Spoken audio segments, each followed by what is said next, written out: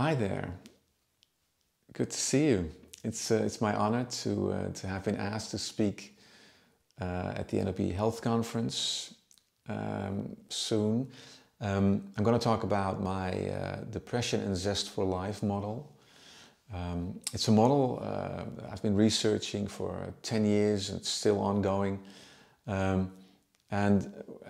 This is a model, actually, it's a non-therapeutical approach to what many people would consider a therapeutical problem. I'm naturally curious about what we assume about things, and one of the things that I've been modeling and researching in the last, now it's 15 years maybe longer, is what we assume about depression, what we assume about happiness, what we assume about these very, big states that people can have. It's like, for example, when you think about it, there are 340 million people worldwide today that have some kind of depressive thoughts or feelings. That's an awful lot when you think about it. 1 in 5, at least where I come from, 1 in 5 people are going through a depressive episode right now. So if you would look around you, somebody is probably not saying or telling you, but somebody is having depressive thoughts and feelings. So I've been driven by the curiosity of, how can we actually do something about this immense problem that people face? Are there other ways of thinking, other models that can actually alleviate depressive thoughts and feelings? And just for that purpose, if you can alleviate, and help a person with these kind of thoughts and feelings, then we should give it a try. That's actually an interesting question. It is my experience that people can actually live full lives on the outside. They can go to work or have a family and do nice things all on the outside.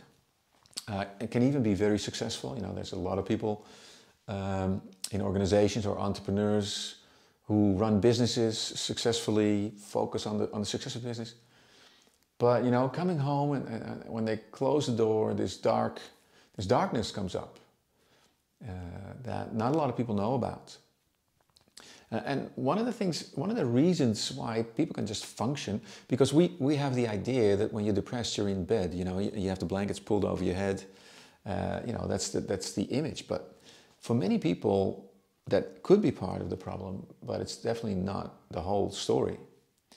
And one of the things with depression, depression is one of these problems that has an incredible taboo about it. For a person healthy and fit, and successful, it's really not cool to speak about your depressive thoughts and feelings. Actually, it's really scary for people themselves to acknowledge that. Yes, I actually looked into the causes of depression, and what I find interesting is that we have been brought up with the medical explanation of depression.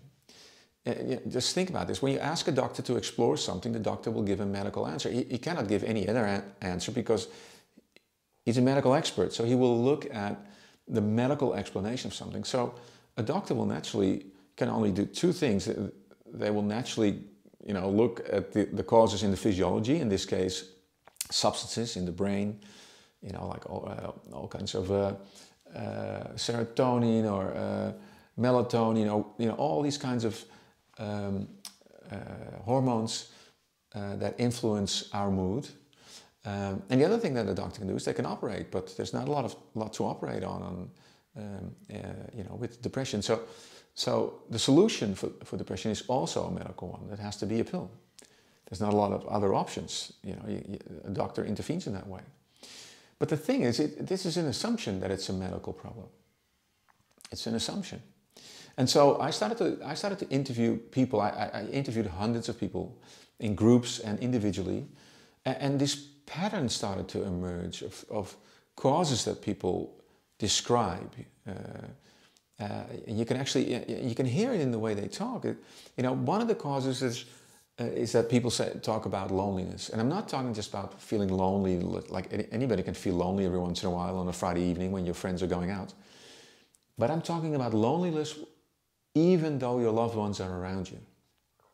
Even though loved ones say that they love you and care about you, even if they are close. So this means that a person with depressive thoughts actually has a different kind of loneliness. It's a loneliness in the inner landscape of the person, as if the person is actually alone. So that is something that people describe, almost all of my clients have described in some kind of way. The other cause that I find fascinating is this sudden shift in identity. I'm not talking about a little bit of a gradual shift, but a sudden awareness of shift in identity. Let me give you an example. I worked with an athlete, an Olympic athlete, and she came to me after her career and she was depressed. And in the middle of our conversation, she suddenly looked at me, started crying, and she pointed at her knee. She had a knee injury, that's why she had to stop her sports career. She looked at her knee and she said, "This is not me." So this awareness of who you think you are or feel you are and the actuality of who you are, those two collide in an instant. And that is also a trigger for depressive thoughts and feelings. And the third cause is this continuous perception of setback, as if everything is going wrong all the time.